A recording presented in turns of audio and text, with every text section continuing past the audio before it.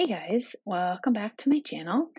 We are going to do a Q&A today, mostly about clients and working with clients and kind of industry standards for working with clients and pricing. So I asked you guys for questions a while back, and then I've been keeping some questions that were emailed to me and questions that were posted in the comments. So I've gone through some and consolidated them, and there were lots about clients. So we're going to do this kind of more client-oriented one this week, and then next week there will be one that has some more personal questions in it. So before I dive into the questions, I should mention you're not going to see my face in this video. You probably have already guessed that. We're just going to be doing a little time lapse here. This painting is a painting that I painted a while ago. It was a self-initiated piece, and I recorded the process. Unfortunately, not the first part of the process, the watercolor, but I recorded the second part of the process, the colored pencil. And as I am answering your questions today, I am in my studio once again painting something else. So even though you're not seeing me paint the thing that I'm actually painting while I'm talking to you, I am still painting. So I don't know if that's interesting to know or not, but there it is. And yeah, I also want to pause for a minute and say a huge thank you. I feel like I have two really big things to thank you guys for recently. Number one is the response to my video about art and chronic illness. I have posted this on Instagram, but in case you haven't seen that, I just want to say thank you so much to everybody who left the most incredible, kind, encouraging, vulnerable comments. The comment section of that video is just, I'm overwhelmed. Yeah, you guys were you really showed up in an incredible way, and I super appreciate it. And hearing and getting to read all of your stories and the things that you guys have gone through, it makes me appreciate you in a whole new way. So I'm glad that we have started this conversation, and I want to keep talking about this. And there will be some questions about that, actually, about health and illness, and in next week's video. So I suppose actually you can leave questions about that in the comments to this one if you want to, but yes, so we'll be addressing those next week. And then I also have to say thank you to everybody who has supported the studio sale. It is in its second week now, and if you don't know, I am clearing out a bunch of older originals at really steeply discounted prices, trying to find homes for things so that they're not just sitting in my portfolio, never getting to seen or appreciated. I genuinely believe that art can bring beauty and should be enjoyed and should be a part of people's daily lives. So, I want to get them out of portfolios and into people's houses where they can actually, do some good, I guess, and make the world hopefully a more beautiful place. So, the sale will run through the end of the month. I'm doing a new release every Monday in October. So, the sale page is live right now, and then there will be a new release this Monday. There's links in the description box. I also did a whole video about it. That was my last video prior to this one. So kind of very actually unrelated thank yous, but thank you so much for just showing up in multiple really amazing ways. And I appreciate you guys so much. And I just feel really grateful to be a part of this community. So with a long intro as usual, with that behind us, I'm going to go ahead and dive into some of the questions. The first question was a little bit longer. It was from somebody who was asking me a broader pricing question, and she gave me some background saying that she had received an inquiry from a client who had seen one of her illustrations on Instagram and wanted to use it on packaging. And then she looked at the gag guide, which is great. That's exactly what I would have recommended. And that is the Graphic Artists Guild Handbook for Pricing and Ethical Guidelines. I don't know why I call it the gag guide. It doesn't actually make sense. There isn't the word guide isn't even in there, is it? I don't know. I'll have to look later. But anyway, she looked in there and said that she couldn't find a pricing table for packaging prices. And I wanted to mention that there is definitely a pricing table for packaging in there. It's on page 259 of the 15th edition. So if you are still looking for that, that's where you can find it. And if you're ever wanting to use the gag guide and you're feeling lost or not able to find something, it's a really big book, and it's not meant to be read through from cover to cover, or at least I never understood that to be the intention with it. So if you're ever looking for something specific, what I do is I just go right into the index and look there first rather than flipping through or using the table of contents, because the index has some really specific topics listed in it. So that way you'll be able to see, exactly where it is and what's listed and what's addressed. And I just find that to be the easiest thing to do. So if you're ever looking for something, look in the index, and then the packaging prices are on page 259. She also had some follow-up questions just asking whether she should treat this illustration the same in terms of the pricing, the same as she would if it was somebody buying a piece of her original artwork. And the answer to that is no, that commercial pricing is a different animal than private pricing, which is what you would use if somebody was buying a piece of your original artwork. If somebody's buying a piece of your original artwork, they're most likely just going to be putting that up in their house or giving it as a gift to somebody, possibly using it, as decor in a restaurant or something like that. But for the most part, when people buy an original, they're going to use it for private purposes. They're not going to be making any money off of that. If your illustration is going to be used to help somebody make money, then it immediately becomes a commercial project, and it needs to be priced differently than a private project. So somebody who is going to put the piece up just in their home, yes, they're getting a lot of value out of it. As I just talked about up at the front, I believe that art brings so much value and beauty to people's lives, but the kind of value that they're getting is non-commercial.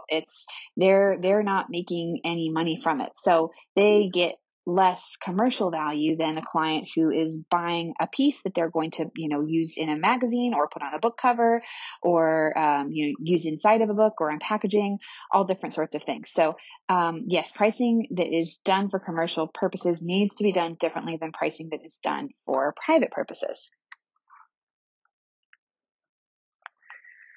Another part of her question was, how should she figure usage terms for a local business? And thinking about it's a package. They were going to be using it on a package, but this is a small local business. So that's one of the many elements that can make a business's size is one of the many elements that can complicate pricing, and that's one of the reasons why you can't just why I feel you can't just give a flat price and say, like, this is what packaging illustration always costs, because it really does make a difference if the client is a small local business or if they're a giant business, or kind of just what their scale is, even the particular type of industry that they're in. So that's why even in the gag guide, if you look up the pricing table for packaging illustration, I think the range that it lists is something like 1,000 to 4,000 USD per illustration. And that's a pretty big range. And those are just, again, broad ranges. So there's nothing to say specifically that it has to be within that range, or that it couldn't even be above that range, depending on the client, depending on your skill level and the complexity of the job. All of that can be factored in to the price, can and should be factored into the price. So personally, if I am working with a smaller business, something that's more local, that doesn't have national distribution, I would price it lower. So, and again, that's your scale is going to be different than mine would be. Mine does tend to follow somewhat that like $1,000 to $4,000 range, at least for packaging. And that's not for an entire job. That's for an illustration. So an entire job would be potentially more than that if it was multiple illustrations. And if the illustrations are really simple, or if it's for a smaller company, it would be definitely on the low end.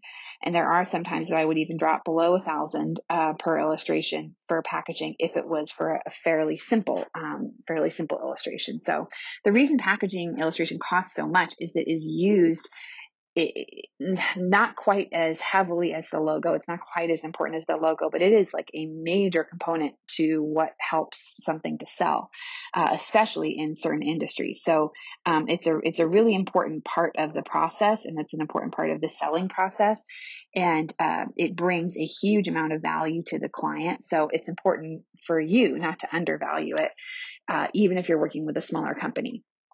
And then one last question she had, which I've never asked, I don't think I've ever answered this before, and it is a really good question, is does the price change if the client chooses to use an existing illustration versus a new illustration that's specifically done for them?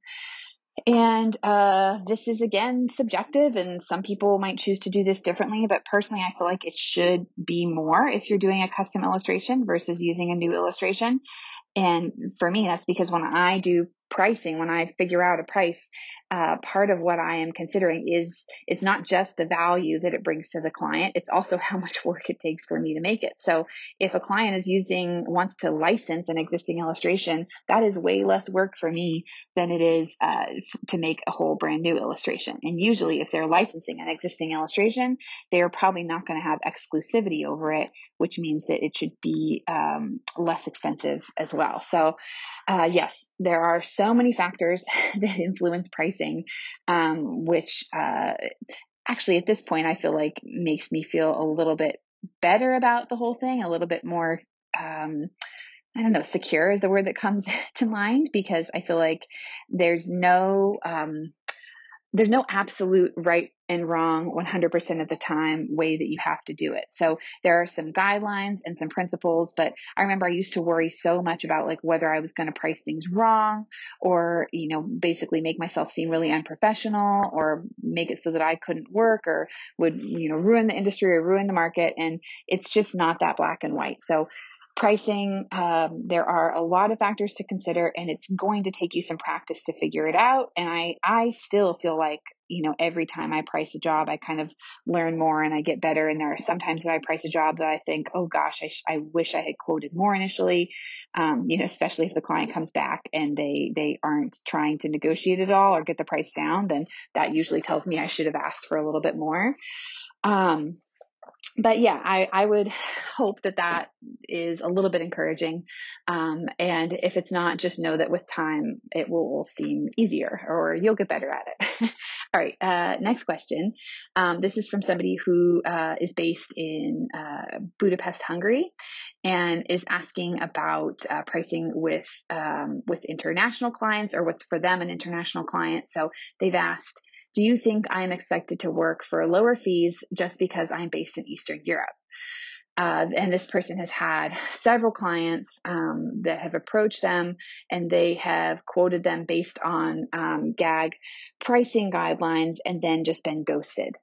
And this person is asking, yes, are people probably just expecting that they're going to work for less because of where they're based? So I don't know for sure. That could be happening, unfortunately.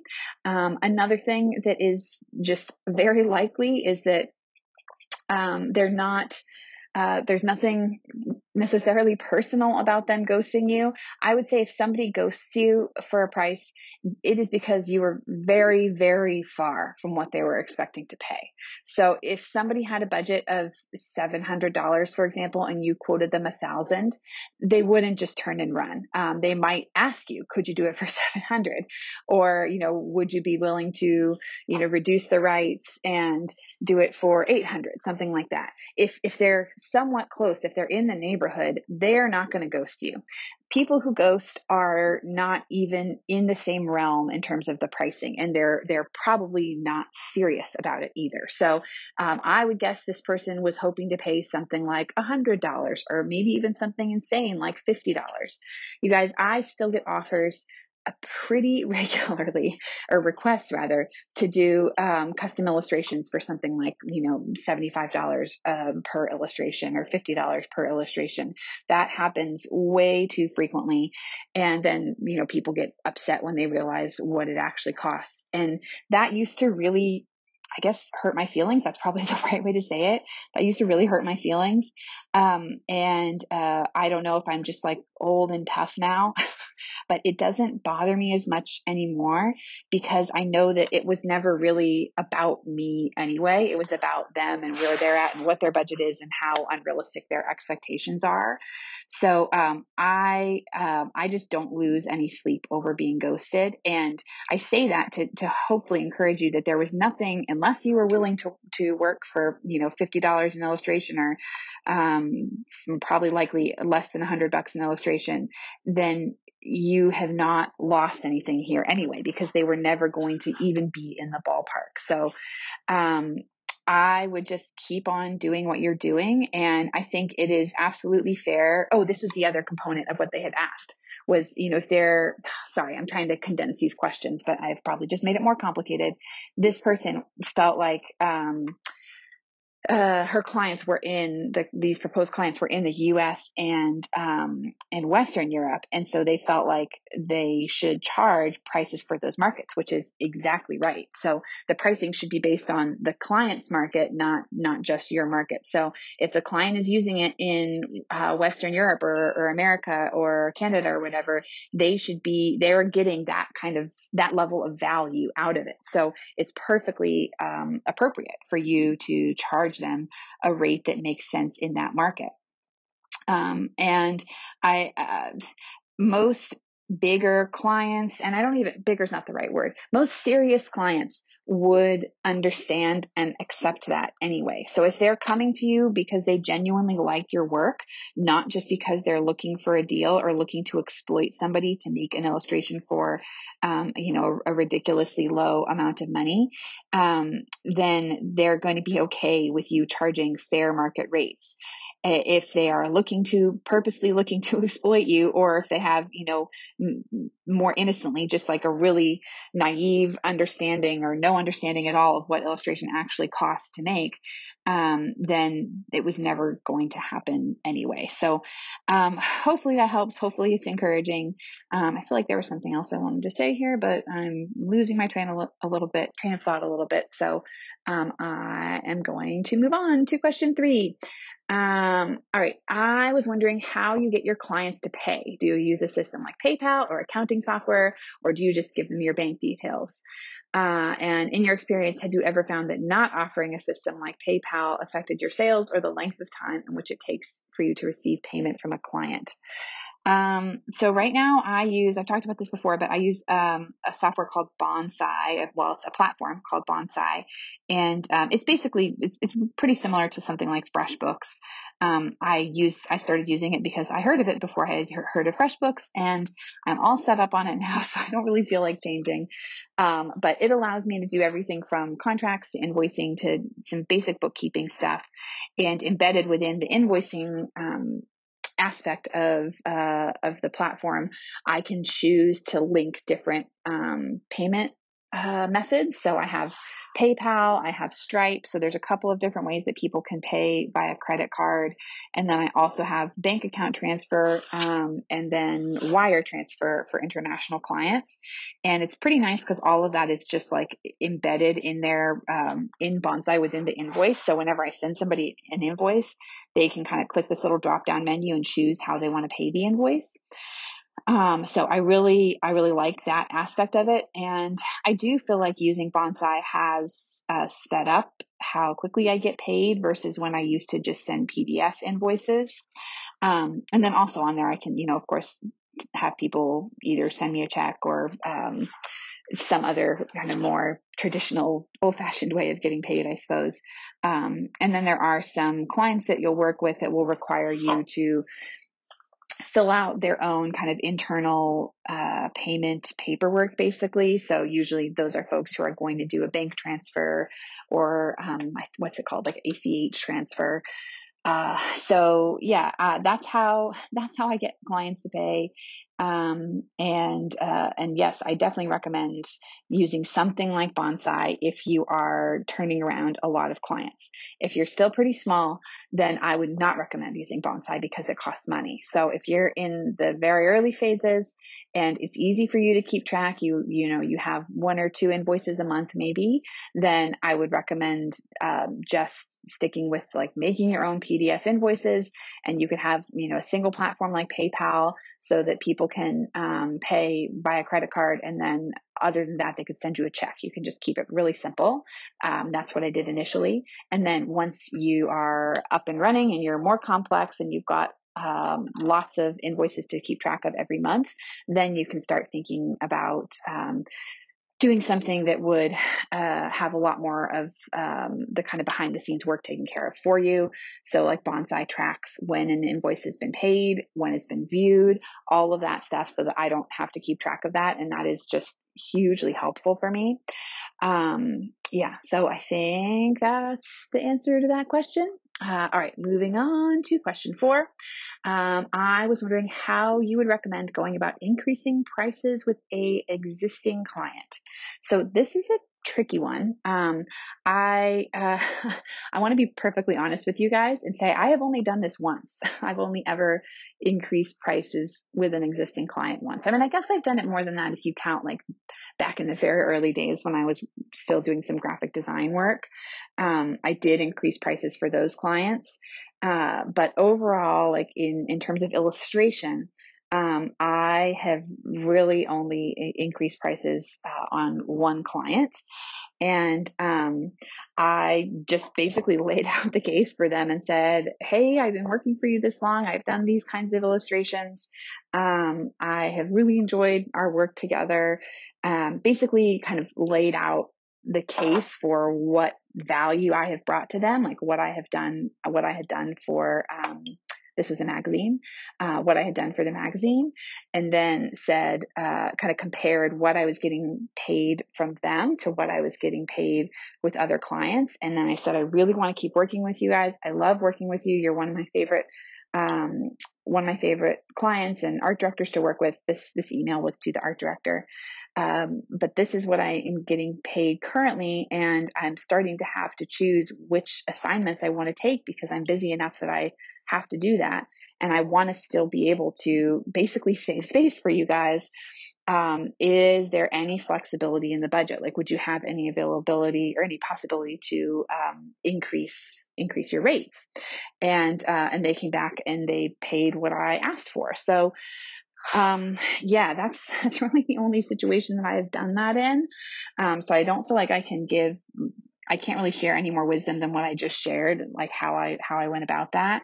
But I think it is perfectly acceptable to raise rates on a client, especially if you have worked with them for a long time. The way I've tended to, a lot of recurring clients are more editorial jobs, or a lot of recurring jobs are editorial jobs. And then I'll have longer client relationships with packaging clients, but it's not as though I'm working with them for years on end. Usually a project will wrap up within a year. So that's not really enough time to where I would be raising a rate. And then the other longer term editorial jobs that I've had they were like within a year or so. So I've only worked for one magazine for longer than a few years or longer than a single year. And now it's been, I don't know, I'd have to look back. I think it's like 3 years that I've been working with them. And if you are regular on the channel, you probably know who they are. But yeah, they were the only ones that I ever asked to raise my rates, and they obliged. So I hope that is helpful. I'm saying that at the end of every single one of these. That's how I always feel when I answer questions. I hope they're helpful, but I'm not sure if they are. All right, question 5. Do you need to provide an invoice after you have received payment? So I believe what this person is asking is, like, you know how sometimes if you pay for something, you'll get like I feel like this is more to do with like house stuff. Like if, you have a window fixed or plumbing fixed or something like that, then you'll get like a paid, an invoice that says paid once it's been done. So the answer to this question is it really just depends on what the client needs. So if they require you to send a invoice that states that the balance was paid, then they'll ask you for that. I've only had a couple of clients do that. On the whole, all you need to do is just send the invoice to be paid, and then the client will hopefully pay you on time. And that's the end of that. But there may be some clients occasionally who would want to have the invoice that indicates that the balance was paid. And if that's the case, then you can just create that for them. All right, last question. How do you personally get clients? Is it mainly through social media, or do you reach out to them directly? I feel like I've talked about this quite a bit, but I'll go ahead and answer it anyway. To be honest, I don't really know. This is going to sound awful, but I don't really know how I mostly get clients. So I need to get a lot better at asking. When I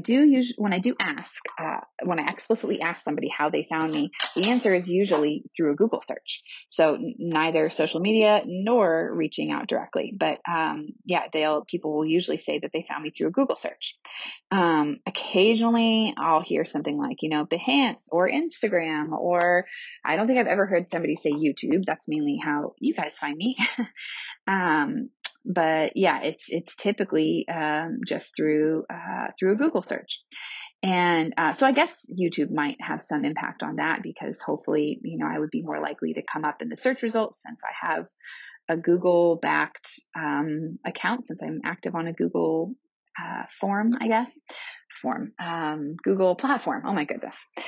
So but I only ask maybe like one out of every, I don't know. I want to say one out of every 5 clients, but it's probably not even that many. I need to get better about asking how people found me. There's the time to ask is in the beginning, like when you're very first emailing with somebody, but I always forget because there's so many other questions and so many other things to take care of. So, I don't know that I have ever had, and I definitely have said this on this channel.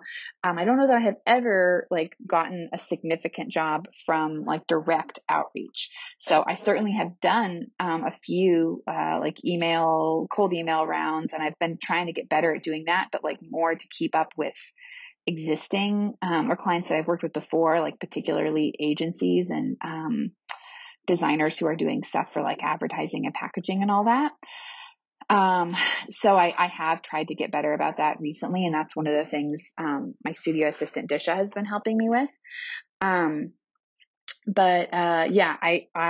I look back through like clients that I've worked with, there really aren't any big ones. There's like a couple of tiny projects that have come from me directly reaching out to somebody.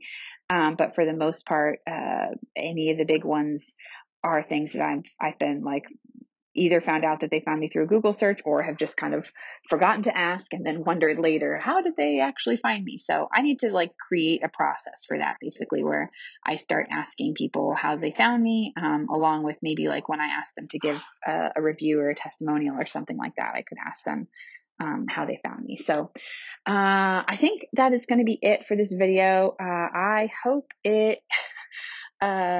is cogent. Since I'm painting here, doing a few different things at once because it's a busy week. I'm a little bit worried that I'm just going to sound totally scatterbrained, but hopefully you guys have gotten something valuable out of this. You know the drill. If you have any questions, leave them in the place where the questions go. Oops, what was that?